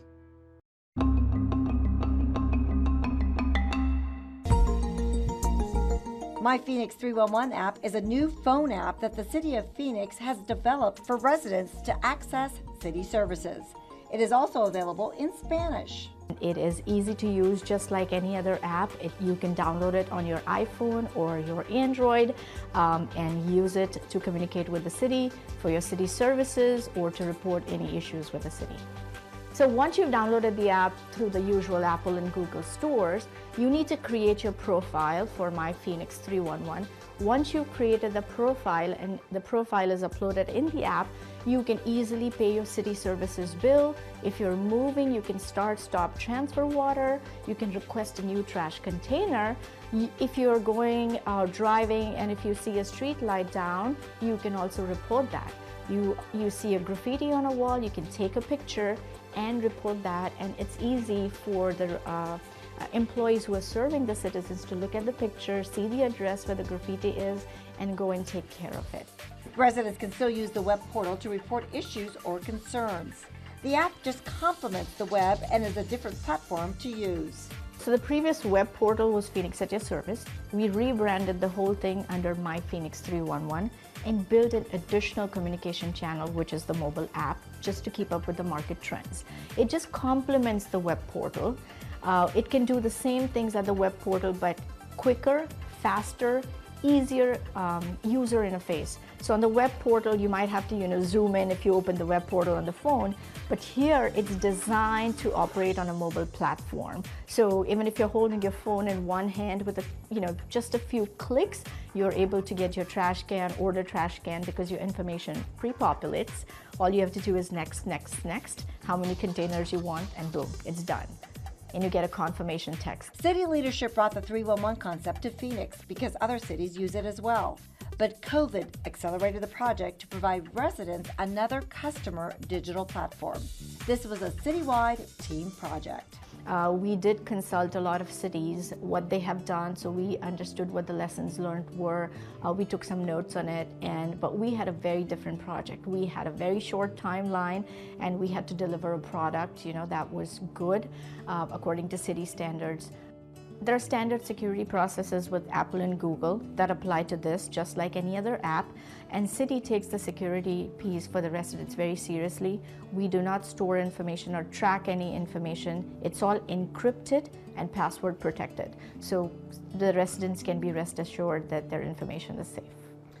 The app is so easy. I downloaded it and I checked when my bulk trash is going to be picked up. Boom, boom, boom. Oh my goodness, it's coming this week.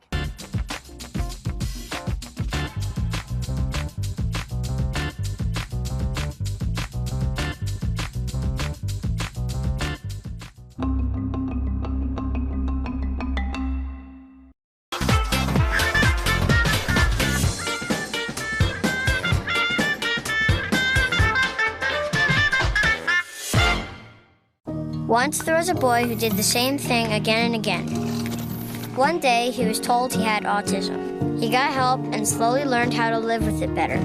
Early intervention can make a lifetime of difference. Learn the signs at autismspeaks.org.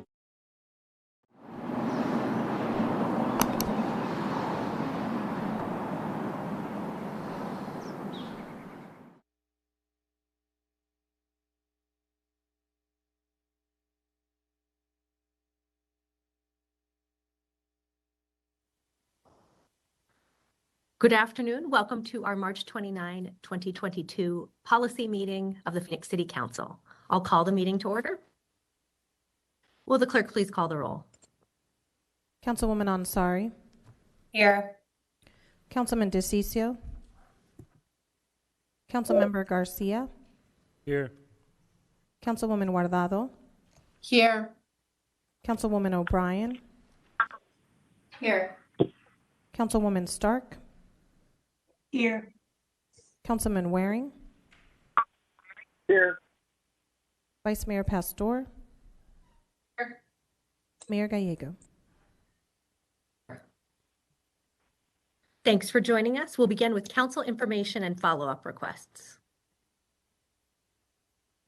We'll go to the Vice Mayor and then Councilwoman Ansari and then Councilwoman Guardado. Okay. I'll wait till the video. The PowerPoint.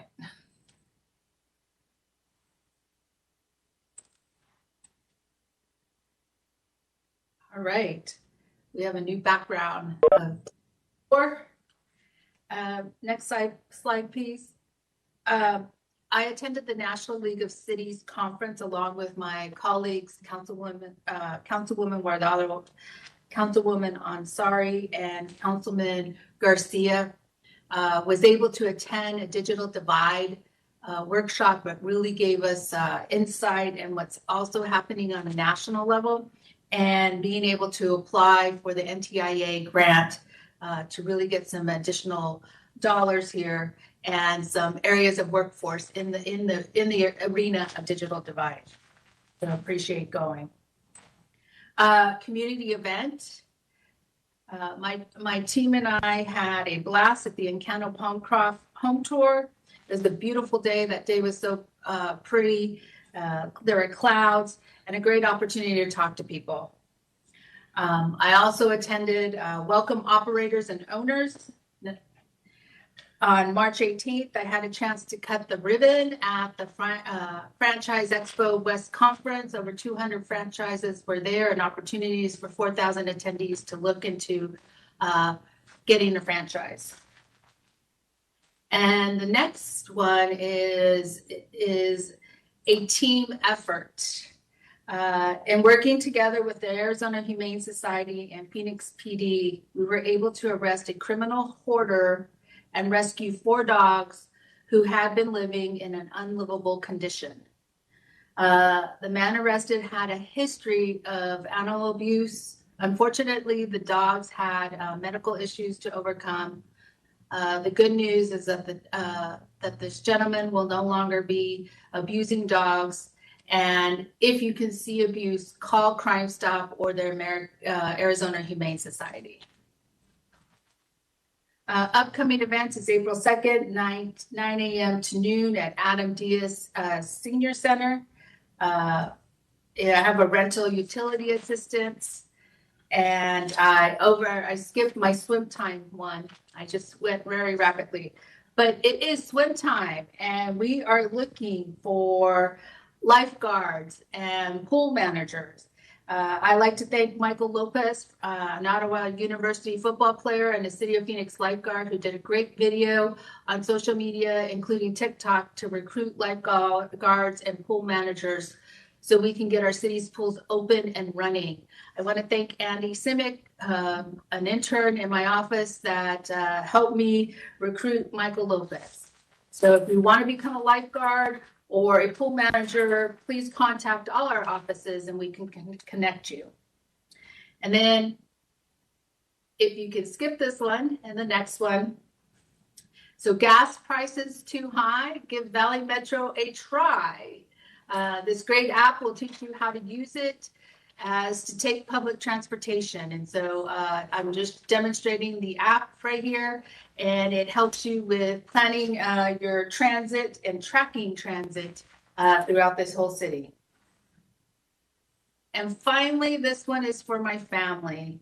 My son, Eddie Cotto, who is at Alhambra High School senior is right now competing with to figure out to be the top overall Arizona high school baseball performer for March 21st to the 26th. And if you go to bit.ly/Eddie Cotto, you could vote for him and you could see what he has done in his senior year in baseball. The voting ends tomorrow. Thank you, Mayor. Thank you, and good luck to your son. We'll go to Councilwoman Ansari and then Councilwoman Guardado. Thank you so much, Mayor. First, I wanted to wish a belated happy birthday to Councilwoman Guardado, and also wish everyone a happy Nowruz. On Friday, March 18th, my office, along with the Arizona Persian Cultural Center and Arizona State University, hosted the first ever Nowruz, which is the Persian New Year celebration at Phoenix City Hall, right outside in the plaza